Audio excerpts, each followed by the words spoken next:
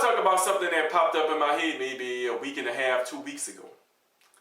And the question that's popped up in my head, what's being in love? And I think this is probably one of the most overlooked thing about what's being in love, in my opinion. I think people only think about the feeling of being in love itself. That natural feeling of having somebody loving you and you loving somebody else, and you know, y'all exchanging there how it make you feel. I think people need to think about it as a whole. What happens? Because you can't love nobody. This is its own unique type of feeling.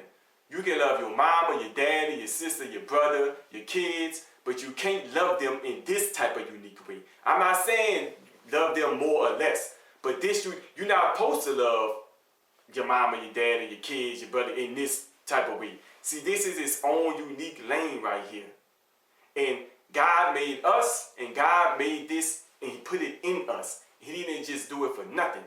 See, a lot of first things first, I don't think people thinking about it from a foundation. God first, like God. What would God want out of this? But this is what I'm saying when I say people don't think about it as a whole.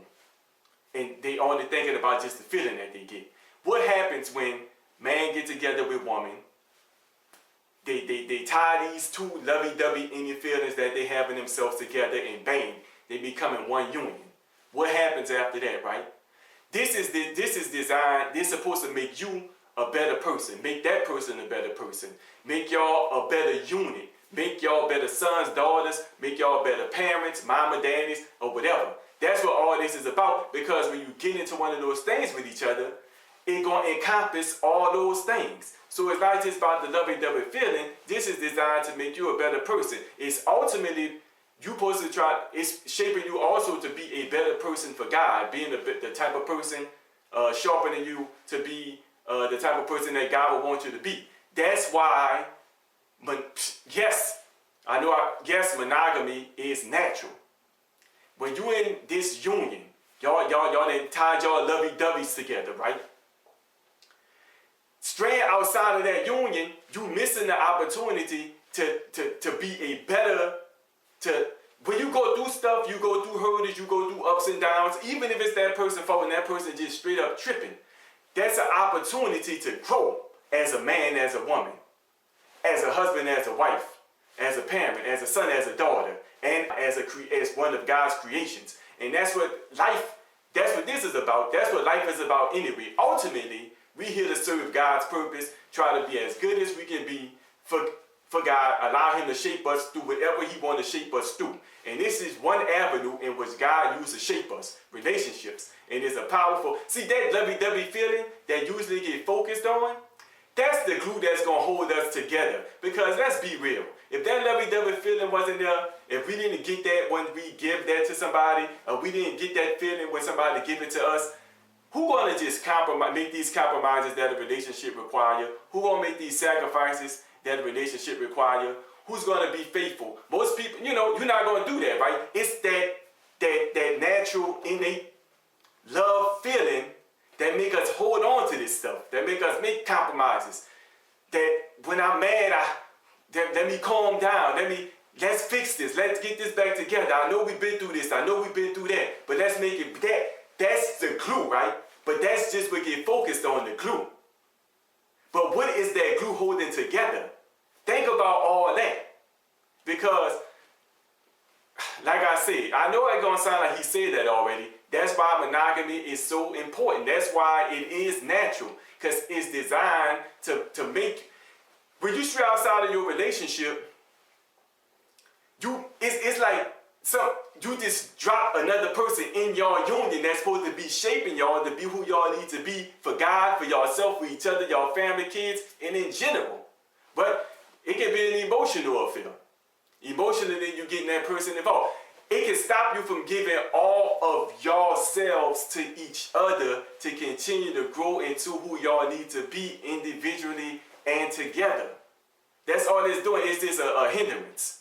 And then now, instead of jumping over that relationship hurdle, growing together, you start giving pieces of that, you start pushing that hurdle to the side, missing your opportunity to grow, missing your opportunity to be a better wife, better mother, better husband, better son.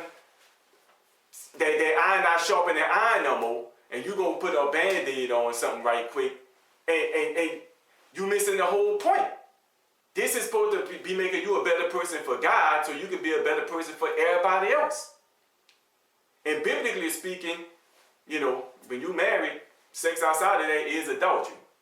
You know, but you know, when you say that, people think you're trying to be preachy, churchy or whatever. But the fact of the matter is, you already believe that it's not right. Because anybody that you love, if you got a daughter, if you got a son, you don't want nobody cheating on your son or your daughter. So we can take the Bible part out of it for now, even though it's still real talk. We can just take that out and just judge it for what it is. Do you want that being done to anybody who you really love? No, you don't.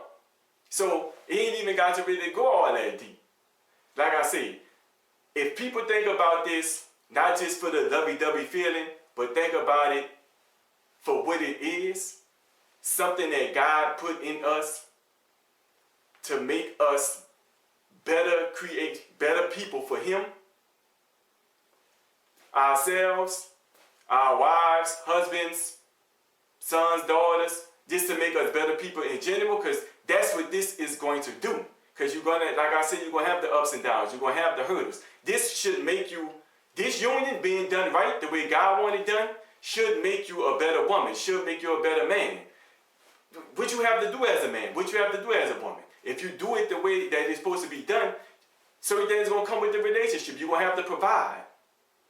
You're going to have to compromise. You're going to have to sacrifice. You're going to have to uplift each other. And if you really do this the way that it's supposed to be done and not try to shortcut it and bring somebody else in the relationship, aka cheating, getting mad and saying, you know, this and that doesn't so, or handling things wrong, if you let it shape you the way it's supposed to shape you and surrender to the process, it will make you a better you. That's what it's supposed to do. That's what this is all, that's what all this is for. So try to focus on it from a foundational point of view. Okay, God made us, He put this in us, so this is about God first. We being shaped. This is one avenue God is using to shape us to be the type of people that He wants us to be. And the lovey-dovey feeling is the glue part that's giving us the power, the strength to hold all this together. Already being born in this world, and a lot of times it's not being done with God in mind or with God as a foundation.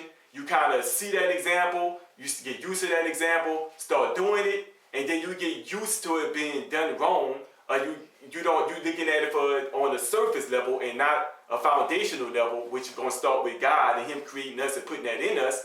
And if you're not looking at it like that, it'll be easy, you know, for things to get shook up because it's already on a wobbly foundation. Everybody who watching this video want what's best for themselves. They want what's best for people that they really love.